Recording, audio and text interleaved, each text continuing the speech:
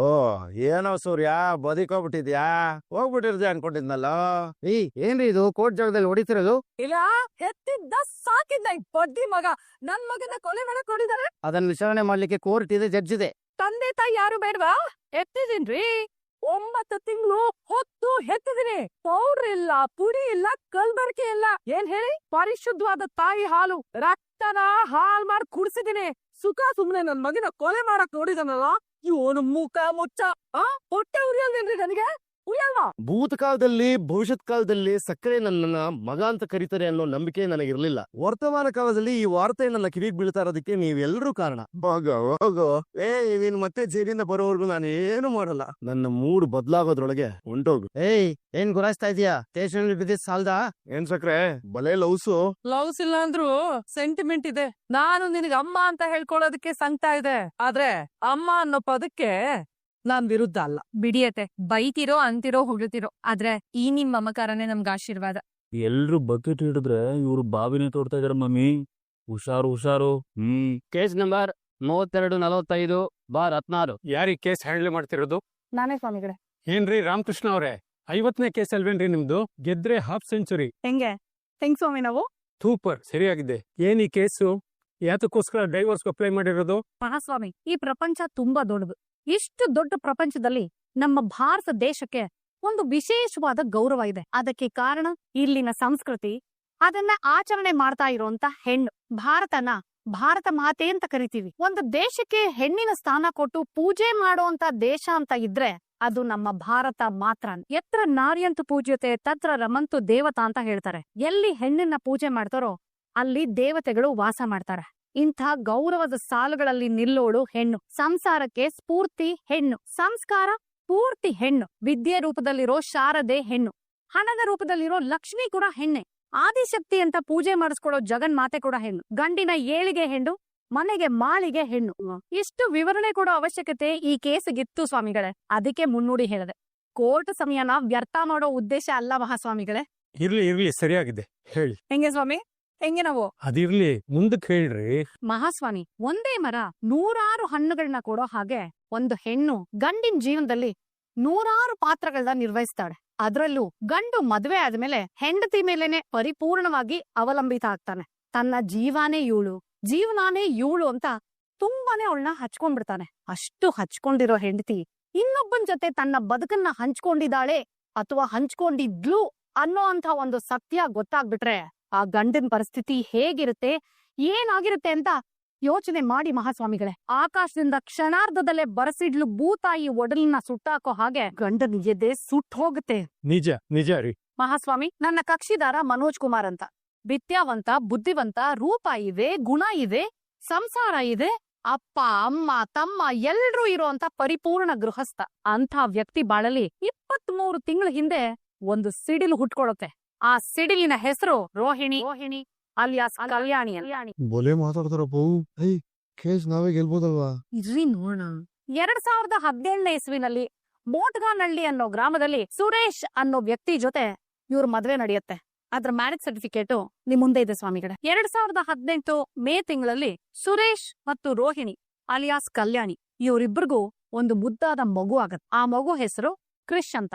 ಆ ಮಗುವಿನ birth certificate ನಿಮ್ ಮುಂದೆ ಇದೆ ಸ್ವಾಮಿಗಳೇ. ಹೀಗಿದ್ದು ಕೂಡ 2024ನೇ ಇಸ್ವಿನಲ್ಲಿ ನನ್ನ ಕಕ್ಷಿದಾರರಾದಂತ ಮನೋಜ್ ಮತ್ತು ಅವ್ರ ಮನೆಯವ್ರು ಎಲ್ರಿಗೂ ಮೋಸ ಮಾಡಿ ತಾನು ಮದುವೆ ಆಗಿರೋದು ಮತ್ತೆ ಮಗು ಆಗಿರೋ ವಿಷಯನ ಮುಚ್ಚಿಟ್ಟು 2ನೇ ಮದುವೆ ಆಗ್ತಾಳೆ. ಅವತ್ತಿಂದ ರೋಹಿಣಿ ಅಂದ್ರೆ ತನ್ನ ಪ್ರಾಣ ಅಂತ ತಿಳ್ಕೊಂಡಿರೋ ಮನೋಜ್ ಅವಳಿಗೋಸ್ಕರ ಬೇಕಾದ ತ್ಯಾಗಗಳೆಲ್ಲ ಮಾಡ್ತಾನೆ. ಇನ್ನು ಅತ್ತೆ ಮನೇನ ಅಡ ಇಟ್ಟು ಅವಳಿಗೋಸ್ಕರ ಬ್ಯೂಟಿ ಪಾರ್ಲರ್ ಕೊಡಿಸ್ತಾಳೆ. ಇಷ್ಟೆಲ್ಲಾ ತ್ಯಾಗ ಮಾಡಿರೋ ಮನೆಯವ್ರಿಗೆ ಕೇವಲ 15 ದಿನದ ಮುಂಚೆ ಈಕೆಗೆ ಮದುವೆ ಆಗಿ ಮಗು ಇದೆ ಅನ್ನೋ ಸತ್ಯ ಗೊತ್ತಾಗತ್ತೆ. ಸಮಾಜದಲ್ಲಿ ಆದರ್ಶ ಇಟ್ಕೊಂಡಿರೋ ಈ ಕುಟುಂಬ ಈ ಸತ್ಯನ ತಿಳ್ಕೊಂಡು ಗೋಳಾಡಿದೆ, ಹಿಂಸೆ ಅನುಭವಿಸಿದ್ದಾರೆ, ಅವಮಾನದಿಂದ ಕಣ್ಣೀರ್ ಸುರಿಸಿದ್ದಾರೆ. ಈಗ ಆ ಕುಟುಂಬ ನ್ಯಾಯಕ್ಕೋಸ್ಕರ ನಿಮ್ ಮುಂದೆ ಬಂದ್ ನಿಂತಿದೆ. ಇವ್ರ ಕೈ ಹಿಡಿದು ನ್ಯಾಯ ಕೊಡಿಸ್ಬೇಕು ಅಂತ ನಾನ್ ನಿಮ್ಮಲ್ಲಿ ಕೇಳ್ಕೊಳ್ತೀನಿ ಸ್ವಾಮಿಗಳೇ. ಅದಕ್ಕೆ ಸಾಕ್ಷಿ ಏನು? ಸೂರ್ಯ ಮತ್ತೆ ಮೀನಾ, ಮನೋಜ್ ತಮ್ಮನ ಹೆಣ್. ಮೊದ್ಲು ಈ ಸತ್ಯ ಗೊತ್ತಾಗಿದ್ದು ಅವ್ರಿಗೆ. ನೀವು ಪರ್ಮಿಷನ್ ಕೊಟ್ರೆ ಕರ್ಸಿ. ಸೂರ್ಯ ಮೀನಾ ಹೇಳ್ರಿ, ಯಾವಾಗ ಹೇಗೆ ಈ ಸತ್ಯ ಗೊತ್ತಾಯ್ತು? ಮೊದ್ಲು ನಾನ್ ನೋಡಿದೆ ಸ್ವಾಮಿ. ಊರ್ಗೆ ಪೂಜೆಗೆ ಅಂತ ಹೋಗಿದ್ವಿ. ಆಗ ಬೇರೆ ಯಾರು ಮಕ್ಕಳು ಇಲ್ವಾ ತಾಯಿ? ಇಲ್ಲ ಸ್ವಾಮಿ, ನನ್ಗಿರೋದು ಇವಳು ಒಬ್ಳೆ ಮಗಳು, ಹೆಸರು ಕಲ್ಯಾಣಿ. ಏ ಹುಡುಗ, ಇವನು ನನ್ನ ಮೊಮ್ಮಗ ರಾಕೇಶ್ ಇವಳ ಮಗ. ಬಾ ಕೃಷ್, ನಾನ್ ಸತ್ ಮೇಲೆ ನೀನ್ ಇಲ್ಲಿದ್ದು ನೆಮ್ಮದಿಯಾಗಿರಕ್ ಆಗಲ್ಲ.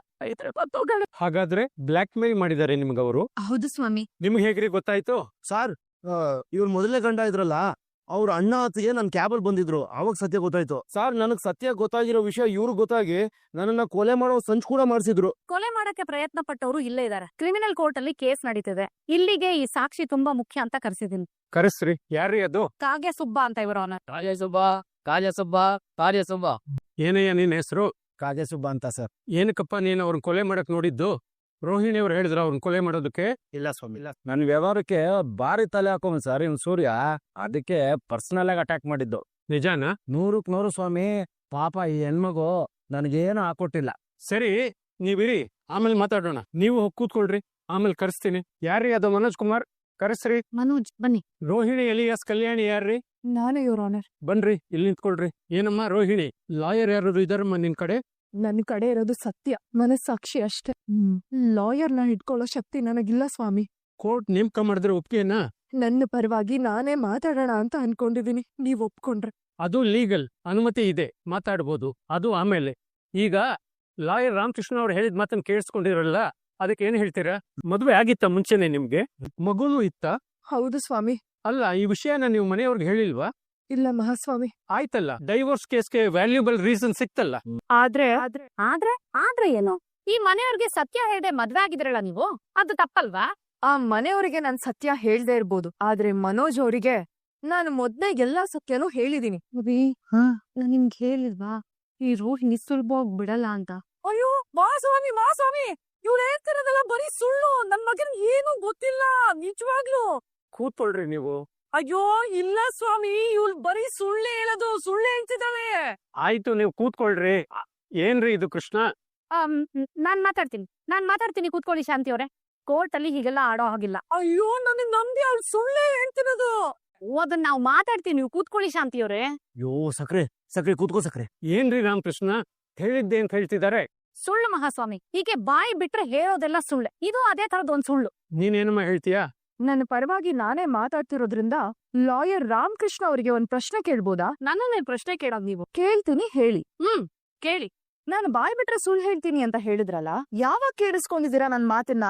ನಾನಲ್ಲ, ಇದು ನಾನ್ ನಿಮ್ ಮನೆಯವ್ರು ಹೇಳ್ತಾ ಇರೋದು. ಹಾಗಾದ್ರೆ ನೀವ್ ಕೋರ್ಟ್ ಅಲ್ಲಿ ಆ ಮನೆಯವ್ರು ಹೇಳಿರೋ ಪ್ರಕಾರ ರೋಹಿಣಿ ತುಂಬಾ ಸುಳ್ಳು ಹೇಳ್ತಾಳಂತೆ ಅಂತೆ ಅಂತೆ ಅಂತ ಹೇಳ್ಬೇಕಾಗತ್ತೆ.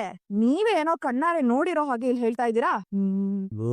ಇಷ್ಟೊಂದು ಖತರ್ನಾಕ್ ಮಾಡೆ. ಮಹಾಸ್ವಾಮಿ, ಇವ್ರು ನನ್ನ ಜೀವನದ ಬಗ್ಗೆ ಹೇಳಿದ್ ನಿಜ. ನಾನು ಚಿಕ್ಕ ವಯಸ್ಸಲ್ಲಿ ಇರುವಾಗ್ಲೇ ಇನ್ನೊಬ್ರು ಬಲವಂತಕ್ಕೆ ವಯಸ್ಸಾದ ವ್ಯಕ್ತಿನ ಮದ್ವೆ ಆದೆ. ಅವನು ಕುಡ್ಕ ಆಕ್ಸಿಡೆಂಟ್ ಅಲ್ಲಿ ತೀರೋದ. ಇನ್ನು ಕೃಷ್ಣನ್ ಹೊಟ್ಟೆಲಿದ್ದ. ಬದುಕನ್ನ ಕಟ್ಕೊಳಕ್ಕೆ ಬೆಂಗಳೂರಿಗೆ ಬಂದೆ.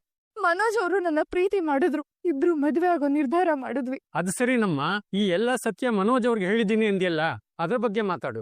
ಮದ್ವೆಗ್ ಮುಂಚೆನೆ ಹೇಳಿದ್ದೆ ಮಹಾಸ್ವಾಮಿ, ನನಗ್ ಮದ್ವೆ ಆಗಿತ್ತು, ಮಗು ಇದೆ ಅಂತ ನಾನ್ ಮುಂಚೆನೆ ಹೇಳಿದ್ದೆ. ರೇತ್ಮೆ, ಎಷ್ಟೇ ಸುಳ್ಳು ಹೇಳ್ತೀಯಾ? ಇವ್ರ ಆನರ್ ಇದುವರೆಗೂ ಇವ್ರ ಮೇಲೆ ಒಂದ್ ಕೈ ಮಾಡಿಲ್ಲ. ಒಂದೇ ನಿಮಿಷ ಪರ್ಮಿಷನ್ ಕೊಡಿ, ಹೋಗಿ ಹೊಡೆದ್ಬಿಡ್ತೀನಿ. ಸುಮ್ನೆ ನಿಂತ್ಕೊಳ್ಳಯ್ಯ. ಏನಮ್ಮ ರೋಹಿಣಿ, ಇವ್ನು ಹೇಳ್ತಿರೋ ನಿಜಾನ? ಹೌದು ಮಹಾಸ್ವಾಮಿಗಳ. ಅಯ್ಯೋ ಇಲ್ಲ ಬರೀ ಸುಳ್ಳು ಹೇಳ್ತಾ ಇದ್ದಾಳೆ, ಬರೀ ಸುಳ್ಳು. ಸುಮ್ನೆ ಕೂತ್ಕೊಳ್ಳಿ ಅತ್ತೆ. ರೋಹಿಣಿ, ನೀನ್ ಇದೆಲ್ಲ ಸತ್ಯ ಹೇಳಿದ್ಮೇಲೂ ಅವ್ರು ನಿನ್ ಮದ್ವೆ ಮಾಡ್ಕೊಳಕ್ ಒಪ್ಕೊಂಡ್ರ? ಹೌದು ಸ್ವಾಮಿ, ನಾನು ಅಲ್ಲೂ ಹೇಳ್ದೆ, ನಿಮ್ದಿಷ್ಟು ದೊಡ್ಡ ಫ್ಯಾಮಿಲಿ, ಸುಳ್ಳು ಹೇಳಿದ್ರೆ ಒಪ್ಕೊಂತಾರ, ನಿಜ ಹೇಳ್ಬಿಡಿ ಅಂತ. ಅಯ್ಯೋ ಪಾಪಿ, ನಮ್ಮಮ್ಮಂಗೆ ಸತ್ಯ ಗೊತ್ತಾದ್ರೆ ನಮ್ಮಿಬ್ರು ಮದ್ವೆಗೆ ಒಪ್ಪಲ್ಲ, ಇದನ್ ಇವಾಗ್ಲೇ ಹೇಳೋದ್ ಬೇಡ ಅಂತ ನನಗೆ ಮನೋಜ್ ಅವರೇ ತಡ್ದಿದ್ದು. ಅಯ್ಯೋ ಮಹಾಸ್ವಾಮಿ, ನೀವು ಯಾವ ದೇವ್ರನ್ನ ತೋರಿಸ್ಬಿಟ್ರು ಅದ್ರ ಮೇಲೆ ಸತ್ಯ ಮಾಡಿ ಹೇಳ್ಬಿಡ್ತೀರಿ ಇದು ಸುಳ್ಳು ಅಂತ. ಅಯ್ಯೋ, ನಾ ಹಂಗೆಲ್ಲ ಏನಿಲ್ಲ ಸ್ವಾಮಿ. ಇವ್ರಿಗೆ ಸತ್ಯ ಗೊತ್ತು ಮಹಾಸ್ವಾಮಿ, ಆದ್ರೆ ಇವರಿಗೆ ಇವ್ರಮ್ಮನ್ ಕಂಡ್ರೆ ತುಂಬಾ ಭಯ. ಅವರು ನನಗೆ ಹೊಡೆದಿದ್ದಾರೆ, ಬೈದಿದ್ದಾರೆ. ಎಲ್ಲ ಆದ್ರೂ ಬದುಕ್ಬೇಕು ಅನ್ನೋ ಕಾರಣಕ್ಕೆ ಹಲ್ಲೋ ಬಾಯಿ ಕಚ್ಕೊಂಡಿಸ್ ದಿನ ಸುಮ್ನೆ ಇದ್ದೆ ಇವ್ರ ಆನರ್. ಆದ್ರೆ ಇವ್ರ ಆನರ್ ಇತ್ತೀಚೆಗೆ ಅವರು ವರದಕ್ಷಿಣೆ ಕೊಡು ಅಂತ ಇದಾರೆ. ಇವ್ರ ಮನೆ ಯಾವಾಗ್ಲೂ ಹೊಡಿತಾರೆ, ಬೈತಾರೆ. ಮನೇಲಿರೋ ಅಷ್ಟು ಆಕಿ ನಾನೇ ಮಾಡ್ಬೇಕು. ಅಯ್ಯೋ ಮಹಾಸ್ವಾಮಿಗಳೇ, ಸುಳ್ಳು. ನಮ್ ಮನೆ ದೇವ್ರು ಬಿರಿಗಿರಿ ರಂಗನಾಥ, ಆ ದೇವ್ರ ಮೇಲೆ ಆನೆ ಕೇಳ್ತಾ ಇವ್ಳು ಹೇಳ್ತಾರದಲ್ಲ ಬರೀ ಸುಳ್ಳುಗಾತಿ ಇವಳು. ಸಕ್ರೆ ದಯವಿಟ್ಟು ಕೂತ್ಕೋ ಸಕ್ರೆ. ಕಣೋದು. ಅಯ್ಯೋ ನೀನ್ ಕೂತ್ಕೋ ಸಕ್ರೆ. ಅವ್ರು ಕೇಳಿದ ವರದಕ್ಷಿಣೆ ನಾನು ಕೊಡ್ಲಿಲ್ಲ ಅಂದಿದ್ದಕ್ಕೆ ನನಗಿಷ್ಟು ಹಿಂಸೆ ಕೊಟ್ರು ಮಹಾಸ್ವಾಮಿಗಳೇ. ಇದಕ್ಕೆ ಎಲ್ಲಾ ಸತ್ಯಗಳನ್ನು ಹೇಳ್ಬಿಡೋಣ ಅಂತ ನನ್ ಮನೋಜ್ ಅವ್ರಿಗೆ ಹೇಳ್ದೆ. ಆಗ ಇವರು ನಾನೊಂದ್ ಪ್ಲಾನ್ ಮಾಡ್ತೀನಿ, ನೀನ್ ಸುಮ್ನೆ ಇರು ಅಂತ ಹೇಳಿ ಮಲೇಷ್ಯಾದಿಂದ ಒಬ್ಬ ವ್ಯಕ್ತಿನ ಕರ್ಸಿ ಅವ್ರನ್ನ ನನ್ನ ಮಾವ ಅಂತ ಇಂಟ್ರೊಡ್ಯೂಸ್ ಮಾಡ್ಸಿದ್ರು. ಸುಳ್ಳು ಸುಳ್ಳು ಸುಳ್ಳು. ರೋಹಿಣಿ, ನಾ ಯಾವಾಗ ಸಾರಿ ಮನೋಜ್, ಈ ಸತ್ಯನ ನಾನ್ ಯಾರಿಗೂ ಹೇಳಲ್ಲ ಅಂತ ನಿಮಗ್ ಮಾತ್ ಕೊಟ್ಟಿದ್ದೆ. ಆದ್ರೆ ಇವಾಗ ನನಗ್ ಬೇರೆ ದಾರಿನೇ ಇಲ್ಲ. ನಮ್ಮತ್ತೆ ವರದಕ್ಷಿಣೆ ಬೇಕು ಅಂತ ಕೇಳ್ತಾ ಇದಾರೆ. ಹೇಗಾದ್ರೂ ಮಾಡಿ ನನ್ನ ಕಾಪಾಡಿ ಮನೋಜ್ ಅವ್ರ ಜೊತೆ ಬದುಕಕ್ಕೆ ಒಂದು ಅವಕಾಶ ಕೊಡ್ಸಿ ಯುವರ್ ಆನರ್. ನಾನ್ ನಿಮ್ಮನ್ನ ಬೇಡ್ಕೊತಾ ಇದೀನಿ. ಮಹಾಸ್ವಾಮಿಗಳ ಇದೆಲ್ಲ ಸುಳ್ಳು. ಸತ್ಯ ಆಗಿದ್ದಿದ್ರೆ ಖಂಡಿತವಾಗ್ಲೂ ಇದನ್ನೆಲ್ಲ ನಮ್ ಕ್ಲೈಂಟ್ ನನ್ನ ಹತ್ರ ಹೇಳಿರೋರು. ನಿಮ್ಮ ಕ್ಲೈಂಟೇ ಸುಳ್ಳು ಹೇಳ್ತಿರ್ಬಹುದು. ಏನಿದು ಕೇಸ್ ಬೇರೆನೆ ಟ್ವಿಸ್ಟ್ ತಗೊಳ್ತಿದ್ಯಲ್ಲ. ಅದು ಸ್ವಾಮಿ, ಎಲ್ಲಾ ಸತ್ಯ ಇವ್ರಿಗೆ ಗೊತ್ತಿದ್ದಿದ್ರೆ ಡೈವರ್ಸ್ ಬೇಕು ಅಂತ ನನ್ನ ಹತ್ರ ಯಾಕೆ ಬಂದಿರೋರು? ಅವ್ರಾಗವ್ರೆ ಬಂದಿಲ್ಲ ಮಹಾಸ್ವಾಮಿ, ನಮ್ಮತ್ತೆ ಬಲ್ವಂತಾಗ್ ಬಂದಿದ್ದಾರೆ. ಅಯ್ಯೋ ನಿನ್ ಹೊಟ್ಟೆ ಊದೋಗ ಇಂತ ಮಾತುಗಳೇ ಮಹಾಸ್ವಾಮಿ ಇವ್ರ ಬಾಯಿಂದ ಬರೋದು. ಎಷ್ಟು ತಡ್ಕೊತಾ ಇದೀನಿ ಗೊತ್ತಾ? ಮನೆ ಹಾರಿ. ರೀ, ನೀವು ಸುಮ್ಮನೆ ಇರ್ಬೇಕು, ಕೂತ್ಕೊಳ್ರಿ. ಮನೋಜ್, ನಿಮ್ ಹತ್ರ ನಾನೇ ಕಲ್ಯಾಣಿ ಅಂತ ಹೇಳಿದ್ದೀನಲ್ವಾ? ಹೇಳಿದ್ದೆ. 50ನೇ ಕೇಸು ಧಮಾರ ನಿಮ್ದು. ಇಲ್ಲ ಮಹಾಸ್ವಾಮಿ, ಇವಳು ದೇವ್ ಆತ್ಮ. ಹಾಗೆಲ್ಲ ಹೆಂಡತಿನ ದೆವ್ವ ಆತ್ಮ ಅಂತ ಕರಿಬಾರ್ದು. ಅಯ್ಯೋ ಸಕ್ರೆ